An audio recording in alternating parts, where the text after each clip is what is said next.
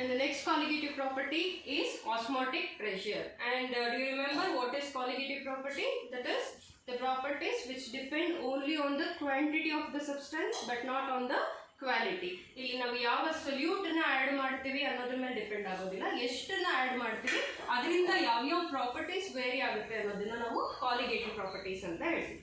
C osmotic pressure is a different kind of colligative property wear here there is no increase or decrease in the freezing point, boiling point or vapor pressure like that. We are going to concentrate on the pressure, how it is going to affect on the osmosis with the addition of solute. Before going to the osmotic pressure, let us know what is osmosis. So this you have studied in your higher primary classes itself. ಅಲ್ಲಿಂದಾನೆ ಕಲ್ತ್ಕೊಂಡು ಬಂದಿರ್ತೀರಾ osmosis ಅಂತ.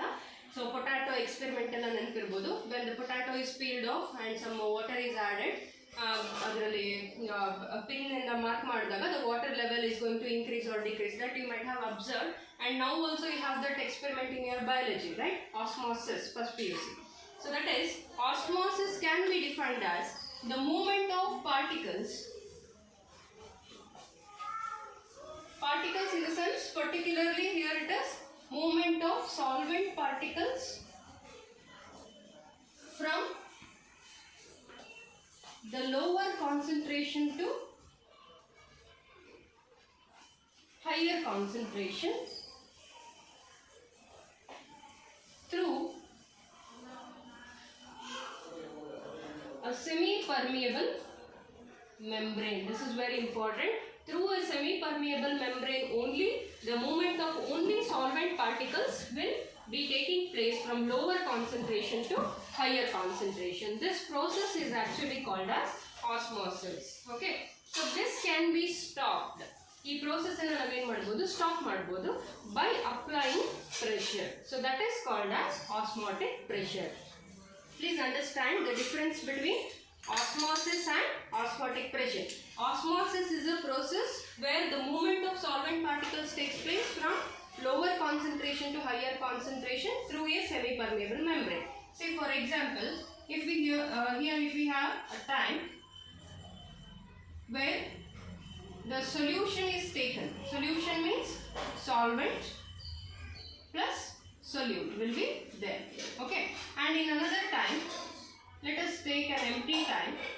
Okay, and let us consider this as a semi-permeable membrane. So what is this semi-permeable membrane? Permeable means it will permit the particles to move through it.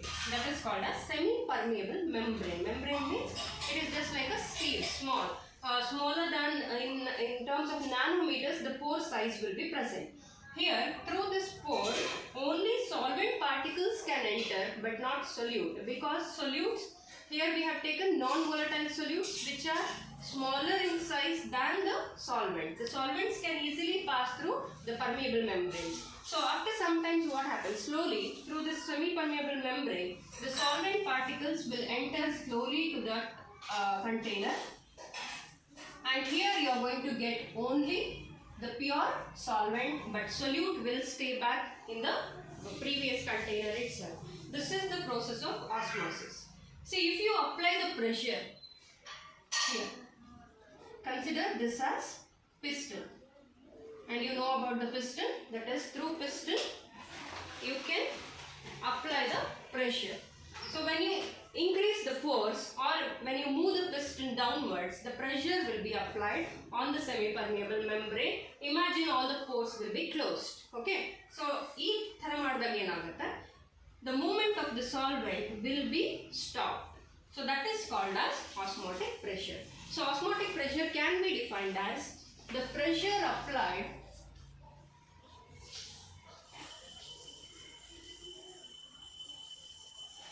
to stop the osmosis is called as osmotic pressure. So this is very, very important. Osmotic pressure definition is very, very important for 1 mark. Along with the derivation, the definition of osmotic pressure will be compulsorily asked, and it is very simple also, the pressure applied to stop the osmosis, and already you know what is osmosis. So this is about the brief brief idea about the osmotic pressure. So now we have to derive an equation for this, how it is going to relate it to the concentration of solute, whether it is related to molality or molarity. Okay, let us see that. First, let us derive the equation for osmotic pressure. That is, osmotic pressure can be denoted with the symbol pi. Okay, pi is a symbol given for the osmotic pressure. Here, the vapor pressure, boiling point and freezing point. So these two mainly and experimentally proved that these two are related to molality, which is independent of the temperature. Okay, even the temperature varies, the molality will not differ. But osmotic pressure is directly proportional to the molar concentration, and that is, it is dependent on the temperature. So pi can be written as pi is related or proportional to molar concentration with respect to changing temperature. Molarity is independent of temperature. So that's why we didn't take temperature for these two. Whereas here molarity, capital letter M, it is dependent on temperature. So when you remove this proportionality constant, we will get pi is equal to M into RT. In some textbooks, instead of M, they have also given as CRT. Okay, this can also be written as pi is equal to CRT. C refers to molar concentration or concentration in terms of molarity, whereas M refers to molar concentration. Don't get confused, both are same. You can take any one of these. I am going to take this because it will be easy for you to understand. M refers to molarity. What is molarity? Number of moles of solute divided by volume of the solution in liters. So this you have already studied in first PUC as well as beginning of this chapter you have studied. Number of moles of solute, volume of the solution in liter. Number of moles of solute again can be given with a symbol N2, 2 for solute and N for number of moles. Volume of the solution in liters. If it is given in the milliliters, we need to convert milliliters into liters, that is divided by 1000. If we expand this, we will get W2 by M2 whole divided by V by 1000. Okay, consider this as equation 2 and consider this as equation 1. Now let us substitute equation 2 in the equation 1.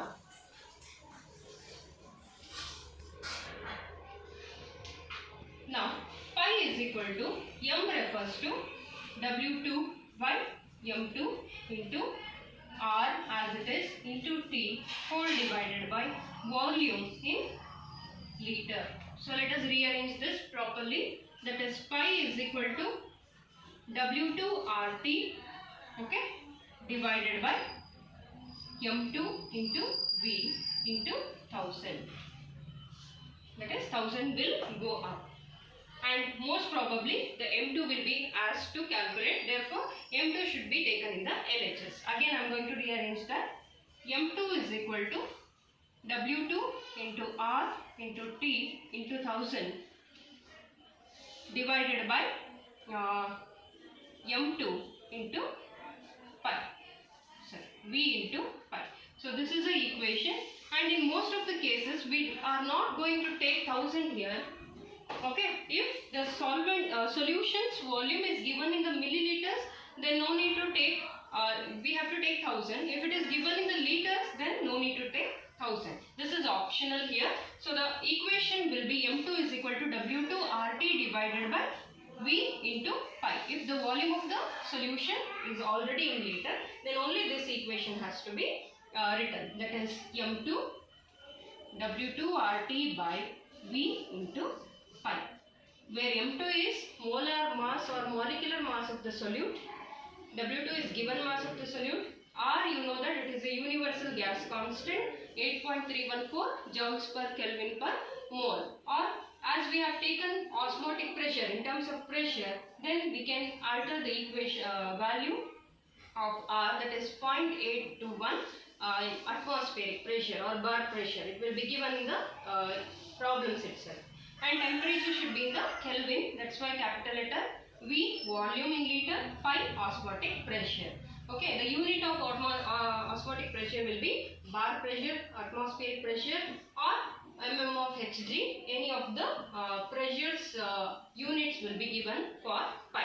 Okay, so this is about the derivations of all the 4 important colligative properties. Any one colligative property will be asked to derive for 3 to 4 marks, and problems will be asked based on this. In the next session, we will try to solve the problems. Okay, thank you.